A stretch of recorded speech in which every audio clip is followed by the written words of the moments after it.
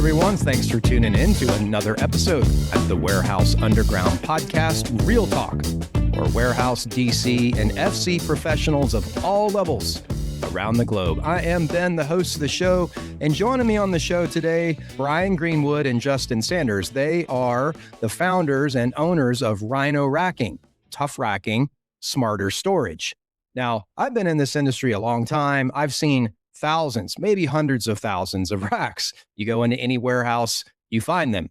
But what I don't know is what's it like on the other side of the fence? What's it like with a racking company? How do you go about the installations? How do you go about acquiring your customers? How do you find your steel? All sorts of questions that I think it's good for people to know about racking because they're everywhere in every facility that you will ever go into. Plus, I really enjoy highlighting startups on the Warehouse Underground podcast. So these guys check both those boxes. So with that, I will bring them on the stage right now. All right, cool. So Bryan, Justin, guys, thank you very much for joining the Warehouse Underground podcast. How are you guys doing? Good. Thanks for having us, Ben. Great. Yes. Thanks for having us. Awesome. Absolutely.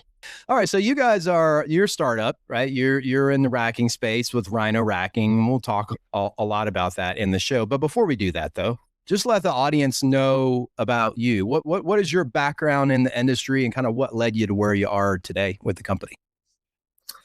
Yeah, so Justin and I, as far as the industry goes, we used to work together for a large national racking company, and we went into that at the same time, and we were at the company for the same time, and we both just kind of fell in love with the industry. We developed a real passion for what we were doing and what we were learning, and we both kind of realized the niche that racking is and the opportunity. And, if we learn this and we get it right, there's a great future for us here. So we like I said, speaking for me, that's where it started, just with the passion and going to work every day, just wanting to learn and wanting to put it together. I tell my kids, I basically am a grown up playing with Legos every day because that's what racking is. You're just putting pieces together and building something. So, like I said, for me, and I've talked to Justin before, I know he feels the same way, but we just kind of, we developed that passion for the industry and saw the opportunity.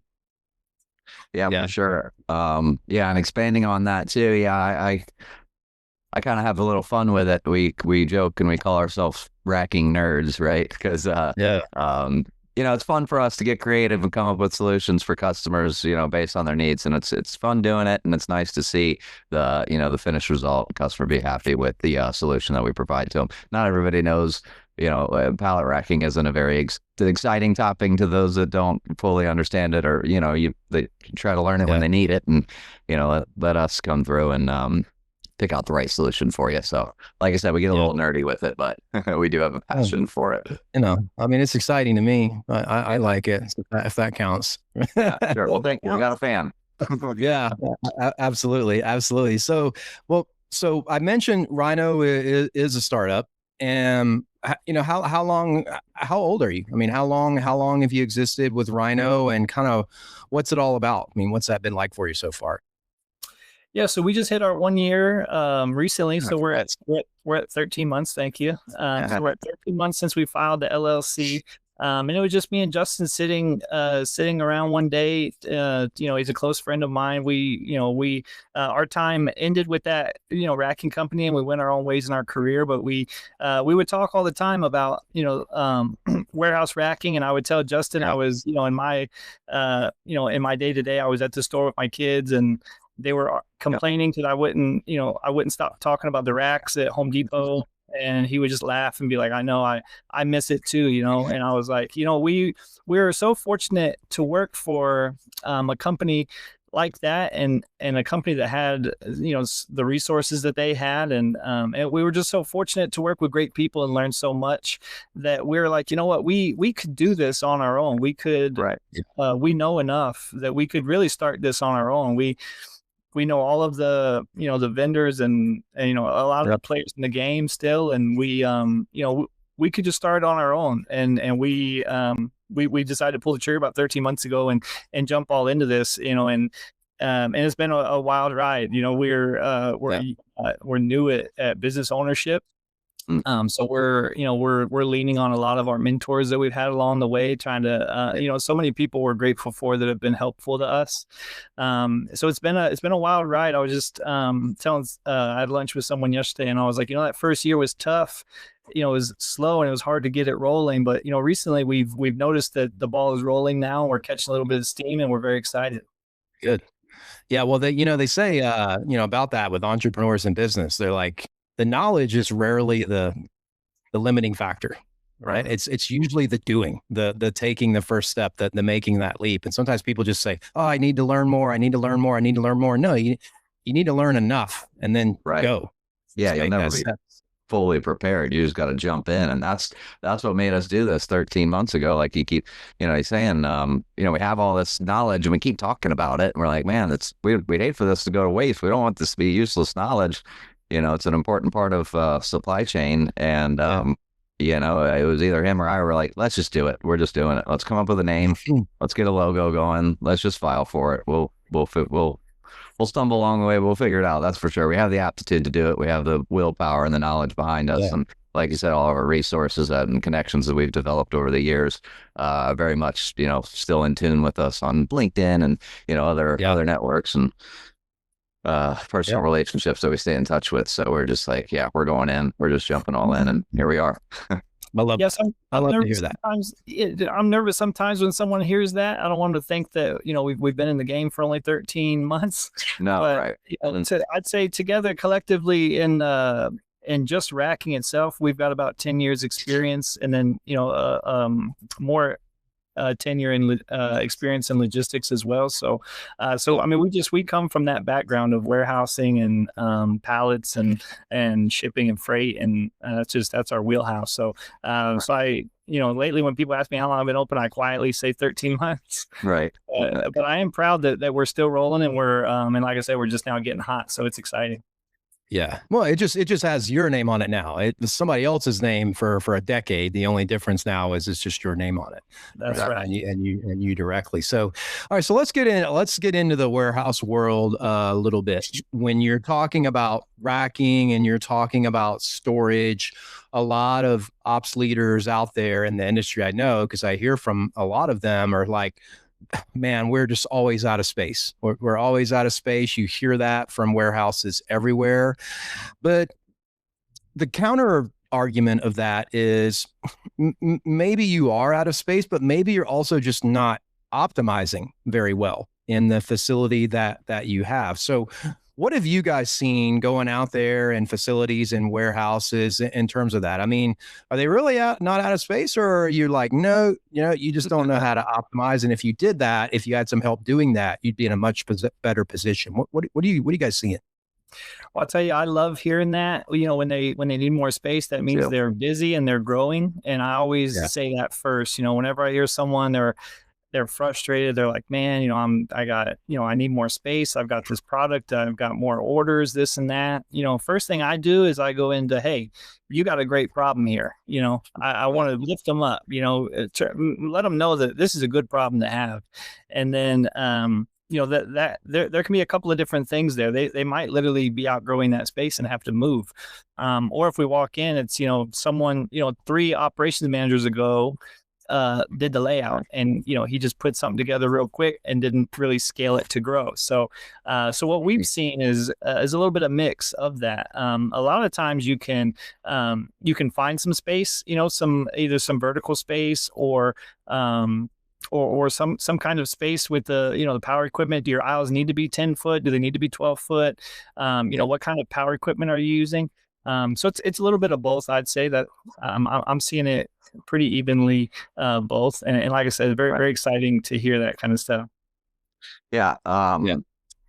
Growing pains are always nice, right? A lot of people, some people they save it to the very end till their operational efficiency is really hindering their workflow to the point where they don't have, they're thinking about moving into a larger warehouse or something, but in reality, they really might not need that. And they can get this thing done. They can I mean, that's expensive to relocate, and who knows what the new leases will be. But really just squeezing out every bit of square inch you can, or your cubic volume out of your current warehouse, is where you want to look first. And not a lot of people think that there's a lot that can be done with that. And just like you said, I mean, that could have been 3 warehouse managers ago, or they moved into this facility that already had racking, and their operational workflow wasn't the same as the existing tenant that was in that facility. So, we get creative. We can go taller with the racks. We can, there's a bunch of different solutions by narrowing the aisles as necessary. Yep. I've even seen a warehouse where the racking was turned the wrong way. I mean, it wasn't in line with their docks. And, you can imagine the work around the operational workflow, speed bump that might have in place. But a lot of different things we can do, a lot of different solutions. Customers don't even realize that there's those capabilities. I mean, there's high density systems as well that we haven't even talked about, that we could even get into, and maybe a combination of selective rack and some sort of high density systems would be their solution. Yeah, and that's where I think, get in there and walk it. Yeah, exactly. That's what I like. If you reach out to a racking company, you're a warehouse manager or you're an ops manager. You're not supposed to know all the latest and greatest technology or capabilities out there and racking and storage. That's our job, right? Reach out to us, and we you didn't even know this was an option for you, but it is. Here you go, that type thing. So I think, people should take advantage of pros that know what is an option, what's not an option, what can be a solution, and what they've seen out there other places are doing. Take advantage of that, because you only work in your facility, you only know your 4 walls. Yeah. Yep. Maybe that's not the best way. And every facility is different on what their needs and their solutions therefore would be different. That's one of the pages on our website that we offer is free optimization studies. We'll walk your warehouse for it and point out what inefficiencies that we might see. And again, they might have not considered it because they're thinking about moving out. I mean, if they can think about just spending a little bit of money to stay where they are, I mean, that's going to leaps and bounds be better for them from a logistical standpoint to do that now than maybe move later, and then still might run into the same problem because they didn't have somebody properly lay it out, or didn't have a proper study done. It's almost always cheaper to not move. When you look at occupancy costs and price per square footage. I mean, there are some advantages if you're talking geographically with logistics and the whole thing, but just pure space, just move to have more space. If you can better maximize the building you're in, almost always is financially more advantageous to do that, at least in my experience. So, definitely true on that. So now we talked about your customers, and you mentioned some of your customers, but who are your customers? I mean, are you in big time distribution centers, big type facilities, smaller type warehouses? There's a huge spectrum of types of warehouses and facilities that are out there. And then, when you're dealing with them, like, who's your main POC? Is it the ops manager, is the warehouse manager, or is it some type of facilities manager or maintenance manager or infrastructure? Who are you normally dealing with, and what's your customer look like? I'd say throughout our career, it's been, we've talked to just about anybody. The warehouse is kind of a funny place because, one warehouse, they're going to call, this guy, the operations manager. And then another warehouse, he's the warehouse manager, and another warehouse, and all these guys, they do the same jobs. They just have different titles.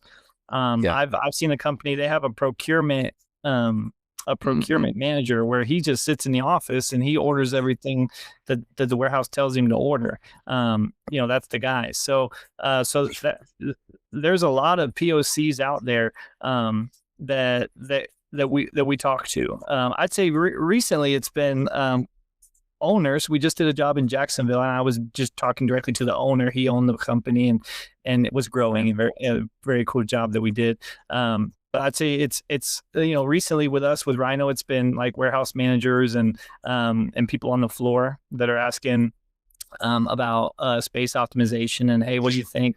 Is this we have this material? Is this racking going to support our growth or scale for us to grow? And then I'd say warehouse managers most recently, but it could really be anybody. Like I said, even the owner of the company. Yeah. Yeah, I think it depends on the company size too, who you might be talking to. But when it comes to a target audience for us, I want to say everybody, right? Yeah, it's hard not to say everybody. And which we will. We've definitely managed very multi-phase, complex, large build outs. And then everything all the way down to I need 2 or 3 uprights in my garage for to store my tools.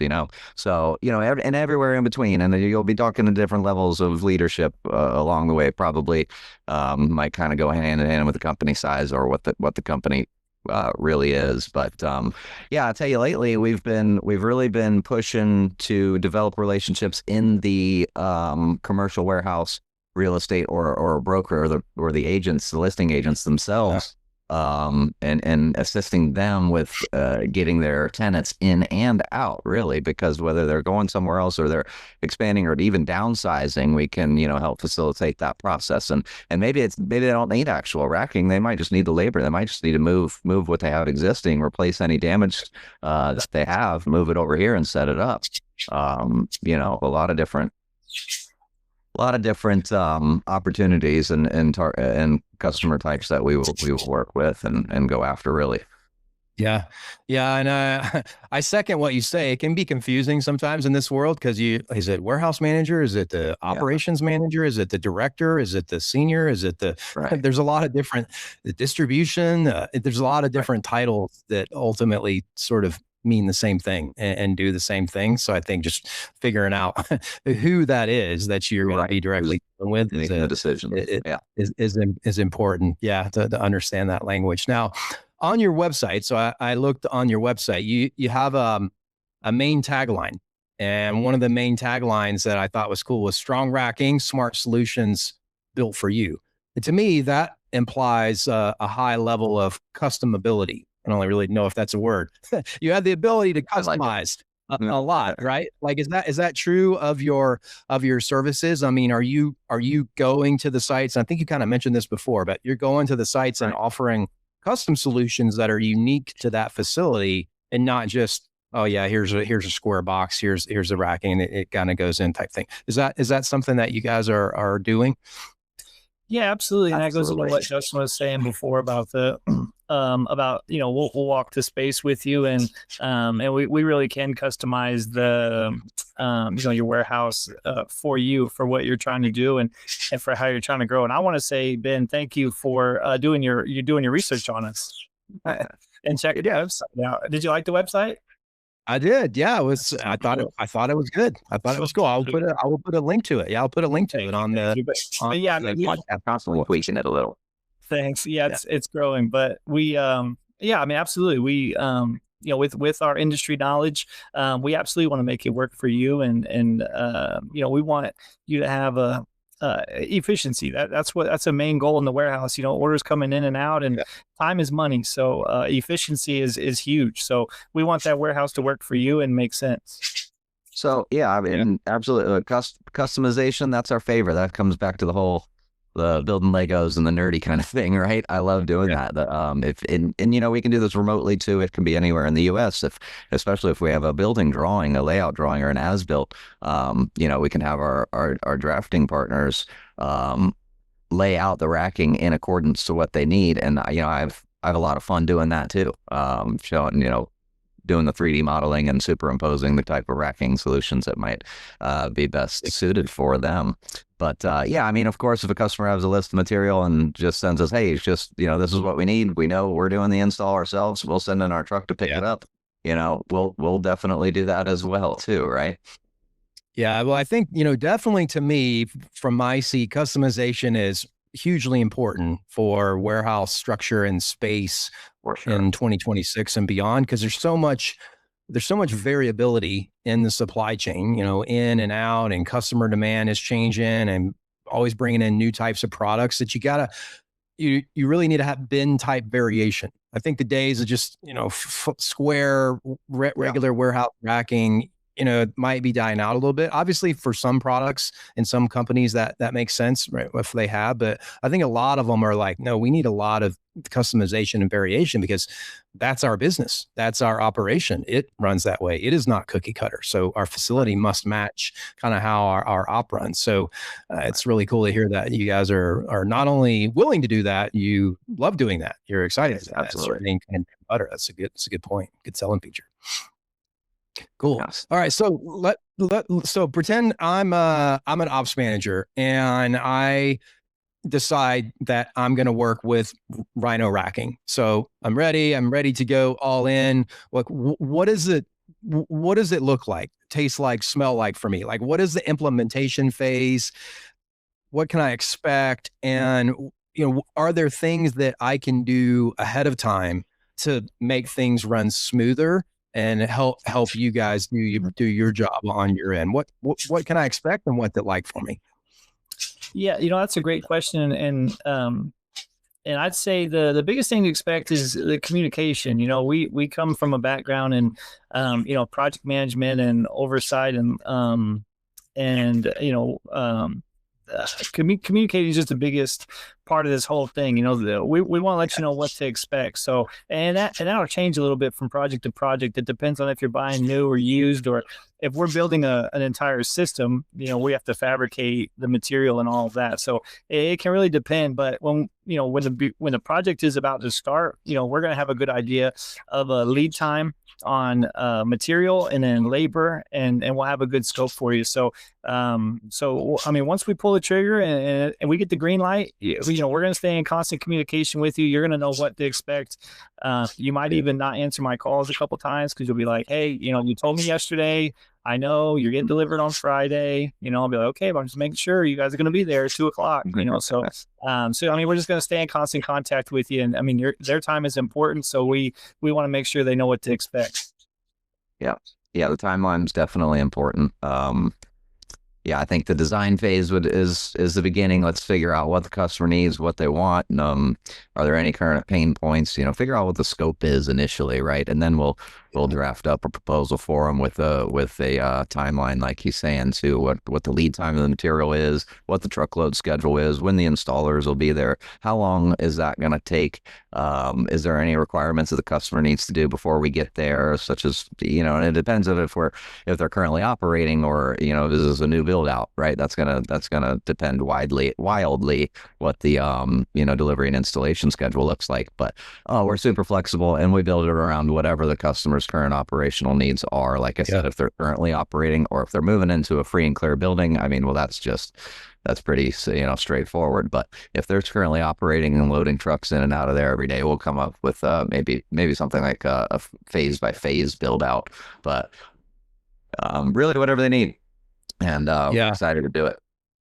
Yeah, I would think, and I think I'm correct on this guess. It's probably easier for you guys if it's a brand new building that's no one's operating in. You just go in, you have free reign in there. But I think that's not always the reality. I think a lot of times people are adding on and they're expanding, and you kind of have to work around ops because that's just the way that it is. But is that, what type of challenges does that provide for you if you're having to work around ops?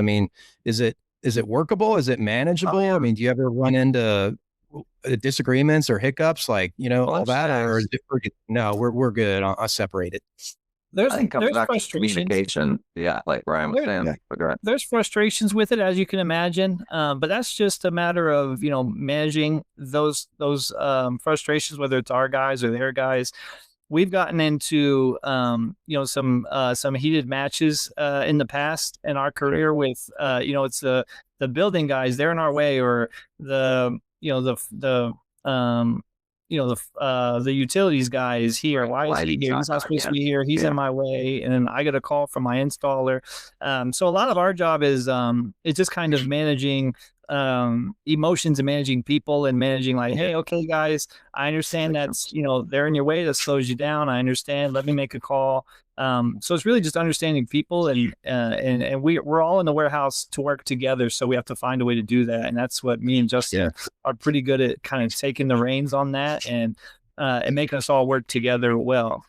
I've had, like I said, we've had some screw matches in the warehouse where, somebody thinks it's their warehouse and, it's their space, but we all have to work in there. So it's just about knowing what to expect. And none of that comes really from surprise either. If we're walking into that project, we know that, okay, in our experience, we know to expect this or this. These things might happen because we've seen it happen. So none of it's really a surprise. It'd be tough to surprise us now because we've seen quite a bit. Well, you work with a big time, huge conglomerate company that's been doing this forever, and then you have an issue. They're gonna be like, that sucks for you. Sorry, we're a huge company. Right. But, you work with a small company, startup who's trying to grow and everything. They're very, very receptive to everything that you have to say and moldable and everything. So I think there's certainly an advantage to that. No, maybe I shouldn't paint that picture for big companies out there. Probably listen to the podcast. I'm never going on this dude's show. You just, hey. You just call me out. But I think it's just human nature. I think there's a little bit of that happens with anything. The bigger you are and the farther removed you are, the less kind of sensitive you are to a warehouse manager's concern or an ops leader's concern. But if you're still very closely connected with that, then that, man, it's just a big part of what we have to do. So, so I appreciate that. So let me ask this question, because we talk about steel, right? So like racks made out of steel, where not customer facing, right? So I'm talking like supplier facing. When you guys are talking about your suppliers and that side of your operation, like where do you get the steel? What's the lead time for steel? How volatile are the prices on it? Because I've got some history with that. I bought some steel and, we had to lock in a low price very early in advance because it could change. So tell me about that side of your business. Like, where are you getting it all? How do you get it? And what should people know about the supplier facing part of Rhino Racking without revealing all your secrets? Yeah, I was going to say, I'm not falling for that, Ben. I'm gonna let my in general here. But no, we have, we've been in the industry for so long. We've developed these relationships with vendors and suppliers, and that really gives us buying power. These vendors and suppliers are selling this stuff to us, at really low cost. They want to support us, and they like what we're doing. They like us. They like our story. So that gives a lot of good buying power. Justin and I have noticed that our rates are really good compared to the competition. We've had some customers that are like, hey, you're really close on this, or hey, your price is better, but your lead time was a little high, or so we're getting great feedback on our pricing, which makes us feel good that we're a younger company, but we're able to compete with the bigger guys, the bigger fish in the pond. So, but yeah, we've built those relationships. That's where it comes from. So we just have, a few suppliers that we've used for years and years, and they help us out with new or used material. They're our go-to, suppliers. So we have, just like you said, it's really all the relationships that we've built over the years that we've stayed connected with, especially when it comes to our material suppliers. And the lead times can be different depending on, of course, the system or the solution that we're going for here, right? I mean, our selective pallet rack, generally we have all of the standard like sizes available to ship within a week, I would say. I mean, all of your new selective standard pallet rack that people are going to use is readily available at any given point. But cantilever racking, some of that may not be in stock with some of our suppliers. We have a plethora of them. We can lean on them. Just like he said, getting the feedback from our customers, that's something that we really do every time. We want to know, we want to keep our pencil sharp. It's not always price. Like he said, it could be lead time. And I need to know that if it's a cantilever job. And, I might have told them, 4 to 8 weeks or 8 to 12 weeks or whatever. And they're getting it over here for somewhere else. Well, I didn't even think to use my other supplier, maybe because the price was right. But yeah, generally, I would say it depends on the system and the size of the order. But yeah, like I said, the selective stuff, that generally doesn't fluctuate at all as far as lead time I'm finding. And since we've been in the industry, really, when it comes to the new and used, we have so many other dealers and partners, really our competitors, that we can lean on and work with and use as an extension of, their used inventory as well. So, it's just a matter of, the timing when it comes to used. I would say new is always in stock. And then cantilever, that can vary. That might follow the steel trend, I would say, a little bit more if we're talking cantilever versus selective. Yeah, and I would think that the used racking business is probably, like, you never know, like you said, the timing. A site liquidates, they move it around. I mean, it's always moving around. I mean, that is happening, but you just don't know. You have to kind of have to get lucky on the timing sometimes when it comes to that. So that's an interesting market. Probably a different discussion for a different day. I will say so. Yeah, use racking market that's out there that exists. So yeah, cool. Now let me ask you this, guy. Let me ask you this question, and this is kind of just your opinion, right? So not necessarily. We're not really experts on this, but we are speaking in the microphone, so that makes us an expert, right? No, there you go. Okay.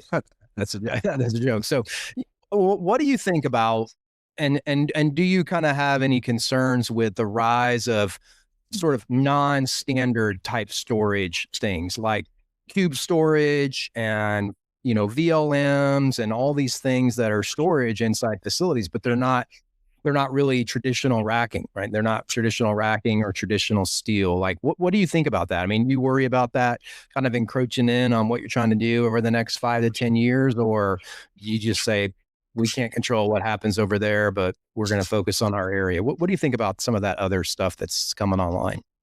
Yeah, I mean, we keep our ear close to the ground on that stuff. We want to be, knowledgeable and aware of what's going on in our industry, and we've noticed those kinds of changes, and new players coming into the game.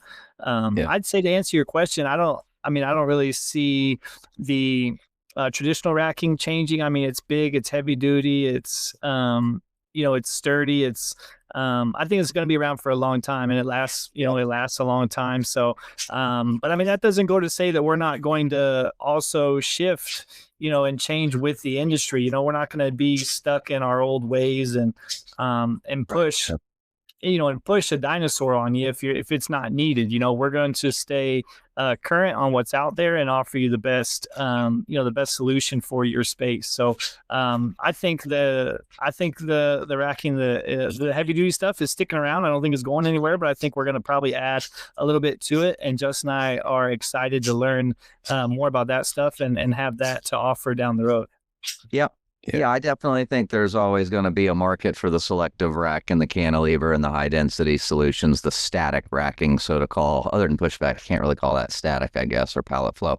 But yeah, when it comes to, I will say, we can see that in the industry. It's, more and more of that is the new, sexy topic of racking is the robotics and automation. And, Modex this year is very heavy on the robotic stuff and the new innovations of the industry, right? So all that's exciting. I love to see where it goes. We'll definitely, like you said, we'll adapt with the market, but I think that there's still just such a strong foundation of what we have already when it comes to like the selective pallet rack world, that there will always be a need for that, at least for a long time before the rest of it catches on. And there's drawbacks, there's trade-offs with all of the robotics and the automated storage solutions and issues of mechanical breakdowns or failures or what have you with the conveyors, and a lot of maintenance on those types of systems too. But I definitely see how they're necessary in places like Amazon, for instance. Sure, they have the little pallet move, picks up pallets and puts them in the bin location. Yeah, that stuff's I think I agree with you though. I mean, if you were to pick out 20 random warehouses on Google Earth and you went inside of them, you would probably see a couple that have some of that high-tech stuff that you see at Modex and ProMat, but then most of them would probably just be just normal. I mean, it's like some in there, but it's just like normal warehouse. It would look like a normal warehouse, normal operation, a little bit over here. But I think we're a ways away from just that high-tech stuff taking over wholesale and fully blacked out warehouse and robot and the whole thing. I think that's a good vision, but I think it's farther away than people may think. Most of what I see is basic blocking and tackling with some of the other stuff mixed in a little bit. So I think steel racking is here to stay for a while. Not really worried about it going away anytime soon. Right. All right. So I got to ask you about this. I got to ask you about the Rhino, because the Rhino looks cool. It looks hot. You're showing me before the show. It's a sharp logo. So tell me who came up with the logo? What's the backstory of the Rhino Racking? How did it come to be? And how's your swag game been at your company? T-shirts and hats and stuff. Because I like it. It looks cool. Thank you. And I'll tell you, we'd probably be in business for 14 or 15 months if we hadn't argued so much on the logo and stuff. No, it was a fun process to come up with it and to create something that was ours. I'll tell you, to be completely candid with you, I was looking up like strong animals, like, lion, bear, I can't remember what else was on there, but like strong, I wanted to, we were brainstorming about, an animal that conveys strength. And then when we heard rhino, it was just, that's like a strong armored animal, we could have a lot of fun with that. And so when we heard rhino and then racking, about a little bit of the alliteration there with, it sounds good together. So we got really excited when we put that together. That just kind of came to us. Like I said, we were brainstorming different strong animals, and then the logo was fun. I mean, we just did a bunch of different AI revisions over and over again. We were like a kids in candy store. We were like, hey, I send him a picture of, hey, what do you think of this? Hey, what do you think of this? And we ended up finding this one right here. AI generated this kind of general idea, and then Justin and I made some tweaks to it and modified it. This original one, I think it had 3 horns, didn't it? 3 horns, right? And Justin was like, "Hold on," he's like, "I got to Google what a rhino looks like." I'm like, yeah, we don't want to be clowns out there. We took this one right here that and then we ended up kind of modifying it a little bit, but we appreciate that, and we've heard that feedback that a lot of people do like the logo, and we've got some swag. I made little basketballs with our logo on them. Those were a big hit. We want to do hockey pucks. Tampa's a big hockey town. We're pretty serious about hockey around here. We want to do hockey pucks and pass those out. I think those would be cool. We don't want to talk about this past hockey season, but maybe next season. Right. Yeah, we'll get going again. But yeah, the swag has been so much fun, and the shirts and hats, and we've got yard signs that we put out in industrial plazas and stuff with our company info on them, and we're talking about some other stuff too. But yeah, the swag part is so much fun. You could spend a lot of money. Yeah. Well, I'm waiting on the neck tattoo. I want to see a neck tattoo with Rhino on there next time we do podcasts, another episode. We can probably come up with some kind of temporary tattoos. Oh, we can definitely do that. Yeah. The first person to get a Rhino Racking tattoo they get featured on your website. They get all kinds of free swag. To see somebody out there get a Rhino tattoo. Yeah, it's been fun to play with a little bit too. We've been talking about wraps. Potentially down the road we'll get wraps on our trucks and things like that. So cool. I don't think the big badge logo is great for that kind of marketing. So we'll probably just use the word Rhino Racking like across the windshield or the back windshield or something. But yeah, it's been a lot of fun to play with. That's probably my favorite part of the job. Don't tell Justin, but that's probably my favorite part. No, I get it. I get it. I get it. No harm, no foul, Ryan. I don't. You're cool. Well, I really appreciate you guys appearing on the podcast. I enjoyed chatting with you and learning more about your company and everything. It's very interesting. I love to see new startups making waves in the industry. So where can people find out more about you? What are you working on for 2026 and beyond?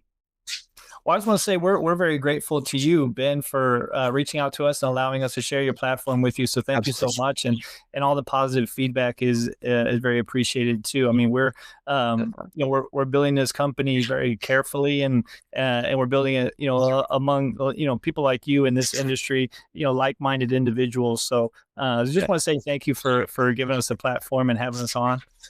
No worries. Our website, like you said, that's a work, we're constantly adding to it. It's rhinorackingsolutions.com. It's a little long. Mm-hmm. I think Justin was saying rhinoracking.com was taken. So the domains were, with the solution. So it's a little long, rhinorackingsolutions.com. That's our website. And we're on LinkedIn and Instagram and Facebook. And someone was telling me to get on TikTok too, but that's a different animal that I'm not that familiar with. I got to learn that one. Yeah, I'm not around for that yet. Yeah, right. I don't know. I don't know if we come up with a bunch of content put on TikTok. That would be fun. Right. But if we can, we'll drop all those links for you. Like I said, LinkedIn, Instagram, Facebook. We're on those platforms. We're trying to just get out and spread. Let people know that we're here and we're eager to get busy and get to work for them. So we're trying to be on as many platforms as we can. Soon to be TikTok. Yeah, coming soon for 2026. That's going to be the big waves that we make this year. We're going to be on TikTok. Well, cool. Well, great meeting you guys. Best of luck to you in the future. I hope you do lots of good jobs in Florida and Georgia, and they start expanding everywhere. And hope to see that. You good guys. I appreciate it, and thanks again. Great. Thanks, Ben. Bye, guys. Talk to you later. Bye then. Thanks again to Rhino Racking for appearing on the Warehouse Underground podcast. Really good guys. Reach out to them today. If you have racking needs, they definitely can help you. And I'm excited to see their growth in the industry from here forward. As the Warehouse Underground goes, please sign up for the community. If you've not done so, it's free at thewarehouseunderground.com. In the community, we have message boards, networking, resources, and some live events that we've already done. And we have some cool live events that we're working on in the future that you'll want to be a part of. Also, check out the other show I do with my co-host Jordan. It's called The Tiger Team Show. A little different from this podcast. It's all about life in warehouses, DCs, and FCs from the employee's perspective, but with a lot of wit and humor and sarcasm draped all over it. If you work in that environment and you understand what it's like, check that show out for some lighthearted comic relief. We think that you will really like it. As this podcast goes, I will see you guys next week for another episode. Thanks for listening. Bye-bye.